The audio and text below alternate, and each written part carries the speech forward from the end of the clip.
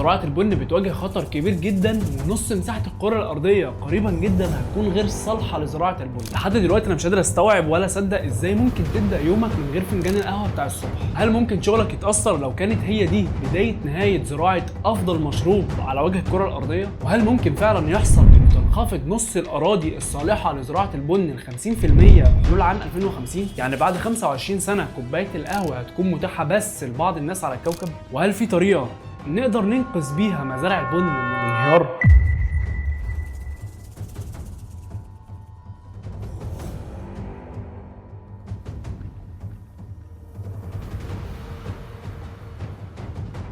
السلام عليكم ورحمه الله وبركاته. فهيم عاملين ايه؟ يا رب تكونوا بخير. قبل ما نبدا صلوا على سيدنا محمد عليه افضل الصلاه والسلام، واللي مش مشترك في القناه يشترك واعملوا لايك على الفيديو. بسال نفسي دايما ليه متمسكين بمشروب لا ليه طعم ولا لون ولا اي حاجه فيه عدل؟ تقدم لحد فنجان القهوه لاول مره مش هيحب ولا هيحب طعمه، وهيحس انه مشروب ملهوش اي 30 لازمه. وبعد فنجان والتاني بتبدا رحله الوقوع في الفخ مع حبوب البن اللذيذه اللي وصلتك للحاله اللي بتخليك من المستحيل انك تبدا يومك من غير فنجان القهوه. لو عندك شغل كتير بتعمل فنجان قهوه، او لو حاسس انك متضايق ومحتاج انك تنعزل وتقعد لوحدك بتعمل فنجان قهوه على اغنيه لفيروز مع صوت العصافير. حتى الرياضه وقبل اي منافسه او تمرين قوي بتحتاج انك تعمل فنجان قهوه. ده خلى القهوه اكتر السلع تداولا واستخداما في العالم بعد النفط. خلينا ناخدك في رحله صغيره ونعرف منين جت القهوه. في اسطوره اثيوبيه حول اصول القهوه، واللي كانت هي الموطن الاصلي للقهوه. كان في واحد اسمه كالدي كان راعي غنم، شاف القطيع بتوعه تصرفاتها غريبه جدا، كانت مليانه بالطاقه والحيويه وهم بياكلوا بعض التوت من على شجره. وكالدي وقتها حب انه يجرب التوت ده، وبعد ما كله فعلا حس باليقظه والاثاره، فخد التوت ده وراح بيه لواحد من الرهبان، ودي مجموعه من الناس كانت بتقفل على نفسها وتفضل تتعبد. الراهب وقتها قال انه من عمل الشيطان قام رميه في النار، فبدات تطلع منه الريحه الجميله اللي انت بتشمها وانت معدي من قدام اي محمصه للبن. بعدها الرهبان بداوا يشربوه على انه مشروب لذيذ، وكان بيساعدهم بشكل كبير ان هم يفضلوا فتره طويله مستيقظين في الليل للعباده والصلاه. واتنقلت حبوب القهوه عن طريق البحر الاحمر الى جنوب شبه الجزيره العربيه اليمن. على الرغم من ان القهوه جت عليها فتره السلطات الاسلاميه اعلنت انها محرمه شرعا، وانه مشروب مسكر وما ينفعش المسلمين يشربوه، لان الفتره دي كان في اقبال كبير جدا من المسلمين على شرب القهوه اللي كانت بديله عن بعض انواع الخمور المحرمه تحريم صريح في القران الكريم. وزاد بشكل كبير شرب القهوه بين العرب وجيرانهم، وبدا ظهور كيان ثقافي واجتماعي جديد واللي هو المقاهي او الخانه. ظهرت المقاهي في اسطنبول ومكه، وكانت من اشهر اماكن اللقاء، لان رجال العلم وقتها كانوا بيجتمعوا في المقاهي للتحدث والغناء ولعب الشطرنج. وكانت المقاهي في الوقت ده بتعرف بمدارس الحكمه، بسبب ان كتير من الجمهور اللي كان بيقعد على المقاهي في الوقت ده هم من الحكماء والعلماء. وانتقلت القهوه بعد كده الى تركيا عن طريق الامبراطوريه العثمانيه، ثم الى اوروبا في القرن السادس عشر والسابع عشر. وفضلت شعبيه المشروب والنبات تزيد على مستوى العالم لحد ما وصلنا للقرن العشرين، واللي كانت وقتها النباتات المنتجه لحبوب القهوه كانت بتزرع بشكل كبير في الاراضي البرازيليه. وفي اواخر القرن ال19 واوائل القرن العشرين بدا ظهور الات التحميص والطحن الصناعيه حيز الاستخدام، واتطورت طريقه لنزع الكافيين من القهوه الخضراء. وفضل الموضوع يتطور لحد ما وصلت القهوه لواحده من اهم المنتجات على وجه الكره الارضيه كلها، وبقى جزء لا يتجزأ من روتين يومك.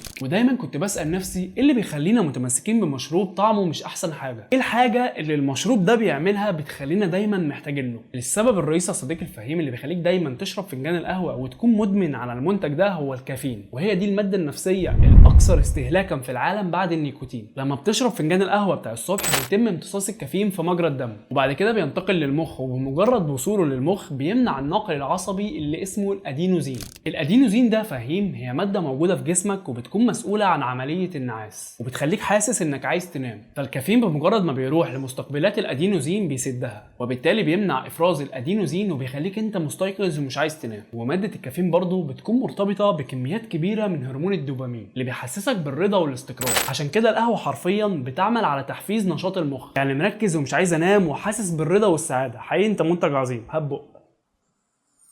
كمان الرياضيين وخصوصا لعبة كمال الأجسام هتلاقي الوجبة المتعارف عليها قبل التمرين هي فنجان قهوة وموزتين، وده بسبب إن القهوة بتعمل على تعزيز الخلايا اللي في الدماغ اللي بتكون قادرة على تنشيط الجسم، واللي بتدي خلايا الدهون أمر إنها تبدأ في تكسير الدهون، وبيزود كمان هرمون الأدرينالين في جسمك. معظم الناس اللي في حياتي مستحيل يبدأوا يوم العمل بتاعهم من غير فنجان القهوة. كل دي أسباب تخلي القهوة أفضل مشروب في العالم بلا منافس وبلا منازع. ولكن يوجد جانب مظلم من الكافيين، وهو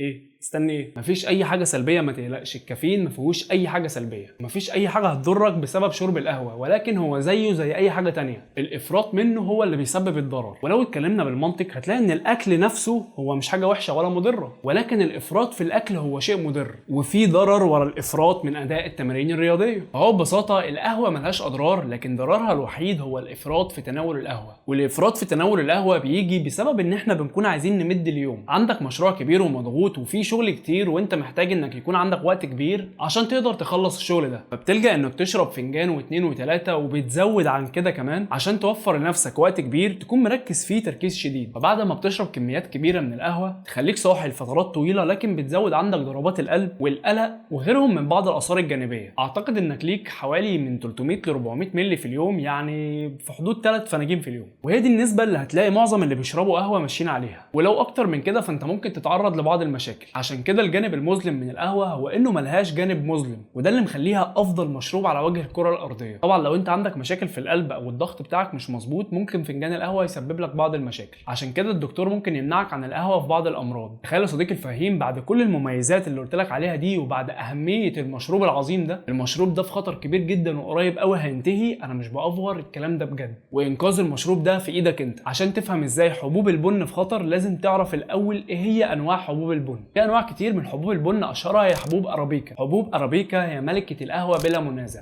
تتميز بنكهتها الغنيه المعقده وحموضتها المتوازنه التي تصفي عليها مذاقا فريدا لا مثيل له. تزرع هذه الحبوب الثمينه في المرتفعات الشرقيه لافريقيا وتشكل حوالي 60% من انتاج القهوه العالمي.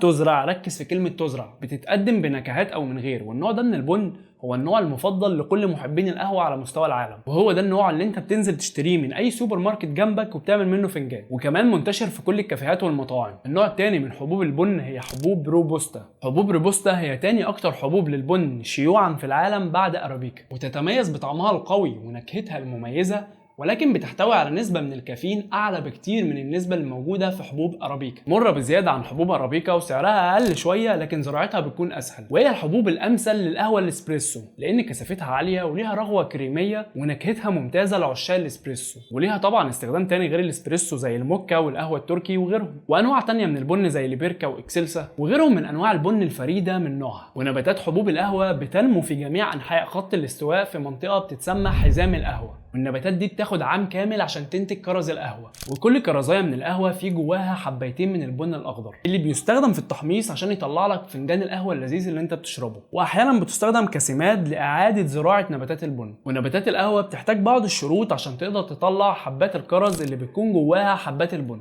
بتحتاج تربه غنيه ودرجات حراره معتدله وامطار متكرره، وبتعتمد صحه القهوه بشكل كبير وفي المقام الاول على العوامل البيئيه وعلى صيانه المزارعين ورعايتهم في المقام الثاني. كل الشروط البيئيه والظروف المناخيه اللي بتحتاجها حبوب البن موجوده في منطقه عند خط الاستواء وبتتسمى حزام القهوه، والمنطقه دي بيزرع فيها 99% من حبوب البن. في الوقت الحالي ومع ارتفاع درجات الحراره كل سنه عن السنه اللي قبلها ونقص هطول الامطار وارتفاع درجات الرطوبه، حبوب القهوه بتواجه صعوبه كبيره عشان تنمو وتنتج كرز القهوه، وده خلى ان اوقات الحصاد وجوده المحصول مستحيل التنبؤ بجودتها، ودرجات الحراره العاليه بتجهد النباتات وبتصعب عمليه التمثيل الغذائي. تغيير المناخ وارتفاع درجات الحراره هو السبب الاساسي لانتشار مرض صدأ الاوراق، وهو طفيلي يتغذى على اوراق نبات البن العربي، عشان كده نباتات القهوه في خطر كبير، والخطر بيزيد بارتفاع درجات الحراره. ومش بس نباتات البن اللي في خطر، كل حاجه حوالينا في خطر بسبب الاحتباس الحراري. مع ارتفاع درجات الحراره المستمره كل عام محدش عارف ايه ممكن يحصل، ولكن انت ليك دور في انقاذ نباتات البن بانك تقلل حده الاحتباس الحراري كل سنه، تغيير مصادر الطاقه والاعتماد على مصادر الطاقه النظيفه بشكل كبير، وعمليه التسميد واعاده التدوير. تفتكر هنقدر ننقذ القهوه من الانقراض ولا بعد فتره مش هيكون في اراضي صالحه لزراعه البن؟ اكتب لي رايك في الكومنتات، وما تنساش لو الحلقه عجبتك تعمل لايك وتشترك في القناه، ولو حابين النوع ده من الفيديوهات اكتبوا لي في الكومنتات. اشوفكم الحلقه الجايه،